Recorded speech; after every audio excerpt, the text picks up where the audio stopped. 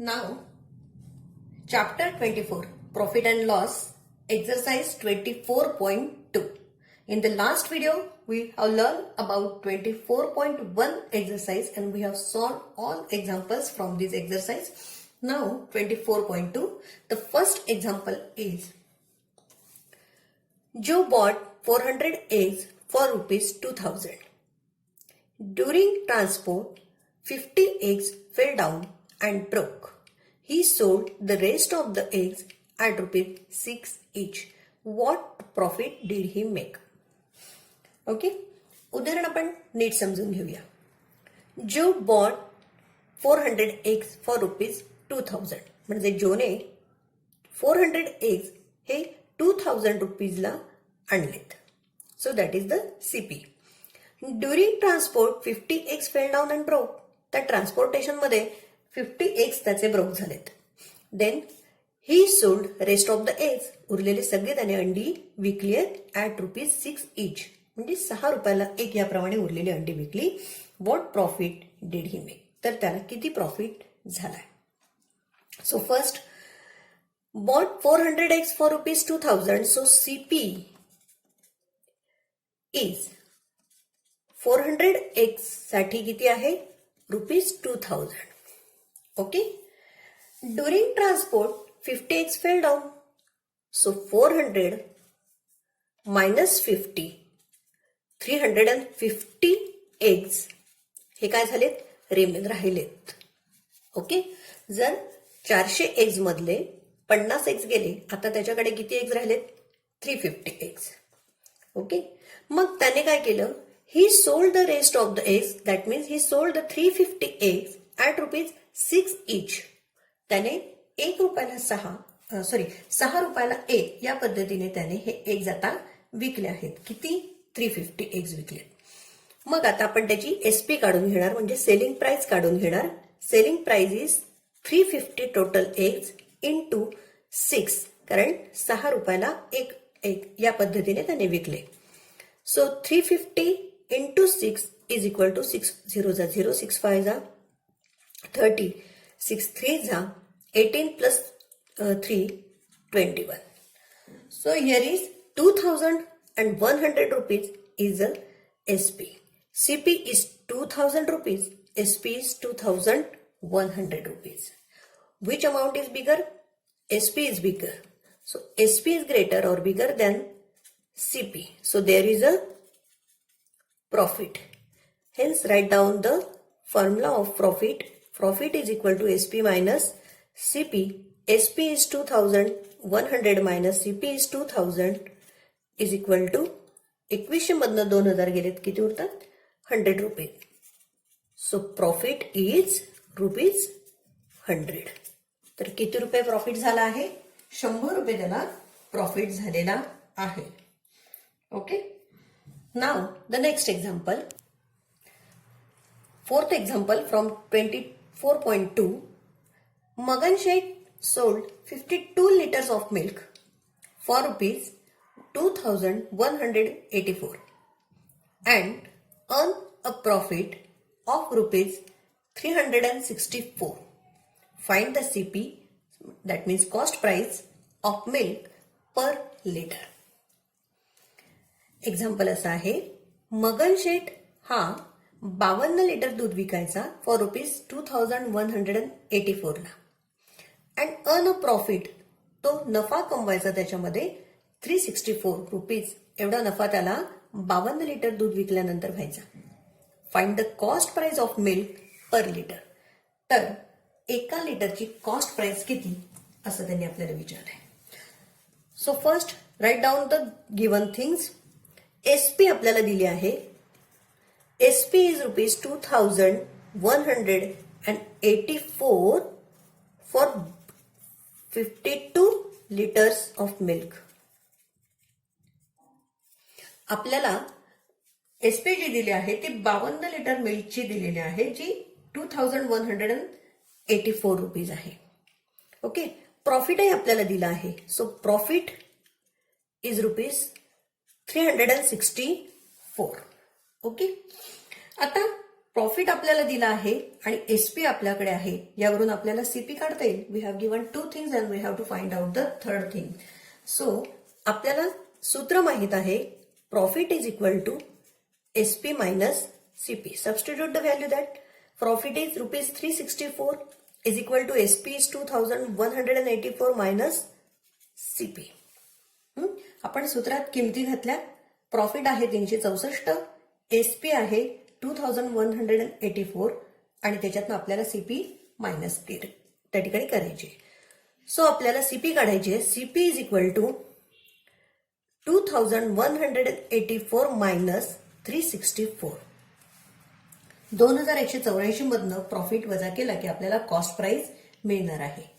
Okay, 2184 minus 364. 4 minus 4, 0. 8 minus 6, 2. Here is 11 minus 3, 8. And here is 1. So 1820 rupees is CP. Okay. So CP is rupees 1820, which is for 52 liters of milk. जसं SP ही 52 litre दुधाची आहे, तशी जी CP निघाली ती पण किती litre दुधाची आहे? 52 लिटर ऑफ मिल्क. आपल्याला विचारलंय find the CP of milk per litre. आपल्याला प्रत्येक लिटरची किंमत आपल्याला काढायची आहे. So 1820 divided by 52. आपल्याला 1820 ला 52 ने भागायचंय, कारण 52 लिटरची सीपी ही 1820 रुपये आहे. मग आपण काय करणार?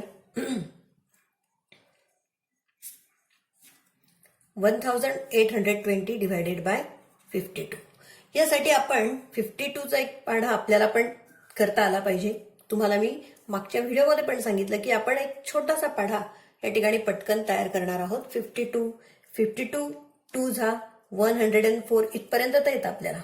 या दोघांचं बेरीज करून आपल्याला त्या ठिकाणी 52 3 झा काढता येईल. याच्यामध्ये पुन्हा आपण 52 ऍड करू शकतो. या पद्धतीने आपल्याला 4 किती आहेत तेही काढता येईल आणि पुन्हा याच्यामध्ये आपल्याला 52 ऍड करून आपल्याला काढता येईल. इथे छोटी संख्या आहे त्याच्यामुळे फार काही आपण मोठं त्या ठिकाणी पाढा तयार करणार नाही आहे. या ठिकाणी परत आपण 8 + 2 10 260 अशा पद्धतीने आपण फक्त 5 पर्यंत पाढे हे त्या ठिकाणी तयार करून घेतले. जेव्हा मोठी संख्या भागाकाराला असेल तेव्हाच आपण हे असं करणार आहोत. मग आपण आता भागाकार करूया. 50 या ठिकाणी 182 आहे. 182 आहे म्हणजे आपल्याला या ठिकाणी 3 ही जी संख्या आहे तिचा भाग बसेल. 52 झा 3 is equal to 156. 12 minus 6 6. 7 minus 5 या ठिकाणी 2 260 आले आणि 52 5 झा 260 येतात. So here is 0. म्हणजे 1820 divided by 52 is equal to 35, which is the, हे 35 काय आले आहे, is the ₹35 is the cost price of milk, of 1 liter milk. Okay, he cost price आलेली आहे आपली. So CP of 1 liter milk is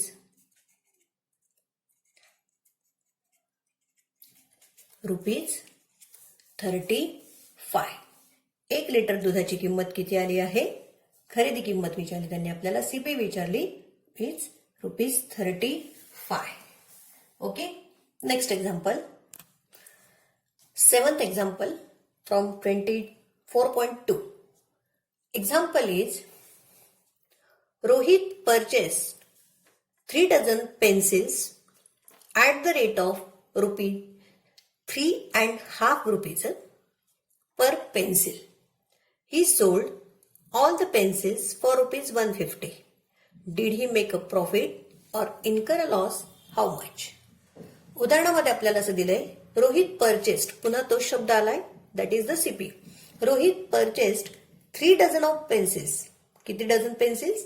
3 dozen pencils त्याने purchase केलाय at the rate of 3.5 rupees per pencil. एका पेन्सिलचा rate दिलेला आहे आणि त्या रेटने त्याने 3 डझन पेन्सिल्स घेतलेल्या आहेत. आणि त्याची एसपी आपल्याला दिली आहे. ही sold all the pencils for rupees 150. Okay. Did he make a profit or इनकर अ लॉस? How much? तर प्रॉफिट झाला की लॉस आणि किती असं विचारलंय. मुलांना स्टेप बाय स्टेप कुठलंही गणित सोडवलं की आपल्याला ते व्यवस्थित येतं. आपण एक एक एक एक गोष्ट बघूया आणि उदाहरण सोडवूया. सगळ्यात प्रथम आपल्याला काय म्हटलं आहे? 3 dozen pencils. We know that 3 dozen means 36 pencils. Because they have given the rate of each pencil. आपल्याला त्यांनी एका पेन्सिलचा रेट दिला आहे म्हणून आपण we have to convert this dozen into pencils. आपण डझनाची किंमत वरून आपण पेन्सिल्स का काढू, डझनावरनं पेन्सिल्स का काढून घेतल्यात? तर आपल्याला त्यांनी प्रत्येक पेन्सिलचा रेट दिला आहे आणि त्याच्यावरून आपल्याला त्याची सीपी काढता येईल. म्हणून आपण 3 डझन पेन्सिल्स खरेदी केल्या. म्हणजे किती पेन्सिल्स खरेदी केल्या? तर 36 पेन्सिल्स खरेदी केल्या. बरोबर. At the rate of rupees 3.5 rupees. 3.5 म्हणजे काय? तर 3 रुपये आणि 50 पैशाला एक पेन्सिल या पद्धतीने खरेदी केल्यात. बरोबर. खरेदी केल्या म्हणून आपण सीपी काढून घेणार आहोत. CP of 36 pencils. 3 डझन पेन्सिल्सची सीपी आपण काढणार आहोत. विच इज 3.5 म्हणजे 3.5 रुपयाला एक पेन्सिल. तर 36 पेन्सिल्सची किंमत किती? आलंय लक्षात? 3.5 रुपयाला एक पेन्सिल तर 36 पेन्सिल्सची किंमत किती ज्या त्याने परचेस केल्यात. म्हणून आपण काय म्हटलंय? CP of 36 pencils. आता आपण इथे गुणाकार करून घेणार. 350 गुणिले 36. या ठिकाणी गुणाकार करताना डेसिमल पॉईंट नाही असं समजून गुणाकार करणार आणि नंतर आपण डेसिमल पॉईंट देणार आहोत. 600 6 5 जा 30, 6 3 जा 18 प्लस 3 21, 30 3 5 जा 15, 3 3 जा 9 प्लस 1 10. सो 12,600 हे काय आलेले आहे? CP of 36 pencils. बरोबर. या ठिकाणी 36 पेन्सिलची सीपी आलेली आहे 12,600 रुपये. आता 12,600 आपण डेसिमल पॉईंट देणार आहोत इथे 2 decimal places. So here is, या ठिकाणी आपण डेसिमल पॉईंट दिलेला आहे म्हणजे ती किती झाली? 126 रुपये. आणि हे वरचे पैसे असतात ते डेसिमल पॉईंट नंतरचे शून्य दिले नाहीत तरी चालते.